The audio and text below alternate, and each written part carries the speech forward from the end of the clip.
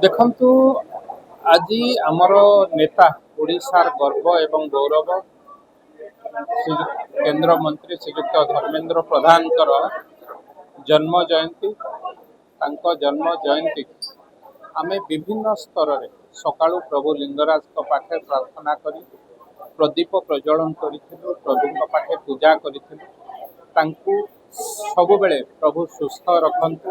ସେ ଯେଉଁଭଳି ଭାବେ ବିଗତ କେବଳ 12 ବର୍ଷ ନୁହେଁ, ଲମ୍ବା ସମୟ ଧରି ଓଡ଼ିଶା ମାଟିକି କାମ କରୁଥିଲେ, ଓଡ଼ିଶା ମାଟିର କାମ କରି ଆସୁଛନ୍ତି ଏବଂ ଆଗାମୀ ଦିନରେ ମଧ୍ୟ ଏ ମାଟି ପାଇଁ, ଓଡ଼ିଶା ପାଇଁ ତଥା ଭାରତବର୍ଷ ପାଇଁ ବିଭିନ୍ନ କାର୍ଯ୍ୟକ୍ରମ ଏମିତି ଦକ୍ଷତାର ସହିତ କରୁଥାନ୍ତି ଏବଂ ତାଙ୍କ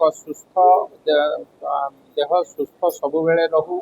ସେ ଲମ୍ବା ସମୟ ଧରି ଏ ଦେଶକୁ, ଏ ଜାତିକି, ଏ ମାଟି ପାଇଁ ଏମିତି କାମ କରୁଥାନ୍ତି। କେବଳ ପୂଜାର୍ଚ୍ଚନା ନୁହେଁ, ବିଭିନ୍ନ ଜାଗାରେ ବ୍ଲଡ୍ ଡୋନେସନ୍ କ୍ୟାମ୍ପ ଏବଂ ଯୁବ ମୋର୍ଚ୍ଚା ଏବଂ ମହିଳା ମୋର୍ଚ୍ଚା ଦ୍ୱାରା ଏଠି ବ୍ଲଡ୍ ଡୋନେସନ୍ କ୍ୟାମ୍ପ ହେଉଛି।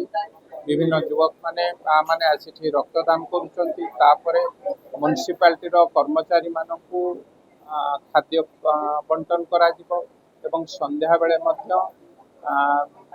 ପୃଷ୍ଠାଶ୍ରମ ବିଭିନ୍ନ ଗରିବ ଅନୁଷ୍ଠାନମାନଙ୍କୁ ଆମେ ଯାଇ ସେଠି ମଧ୍ୟ ଟିଫିନ୍ ସହିତ ସେଠି ତାଙ୍କୁ ତାଙ୍କର ଭଲ ମନ୍ଦ କଥା ବୁଝିବୁ। ଇଏ ଆମକୁ ଗୋଟେ ଆମ ନେତୃତ୍ୱକୁ ଆଗକୁ ବଢ଼େଇବା ପାଇଁ ନିଶ୍ଚିତ ଭାବେ ସେ ଯେଉଁ ପ୍ରେରଣା ଦେଇଛନ୍ତି, ଦେଶକୁ, ଜାତିକି, ମାଟିକି ଆଗକୁ ନେବା ପାଇଁ ତାଙ୍କର ଯେଉଁ ଉଦ୍ୟମ ସାହସ ଜାରି ରହିଛି, ସେ ସାହସକୁ ଆହୁରି ତ୍ୱରାନ୍ୱିତ କରିବା ପାଇଁ ତାଙ୍କୁ ଆହୁରି ପ୍ରଭୁ ଶକ୍ତି ଦିଅନ୍ତୁ। ଏ ମାଟି ପାଇଁ, ଏ ଦେଶ ପାଇଁ ଏମିତି କାମ କରୁଥାନ୍ତୁ।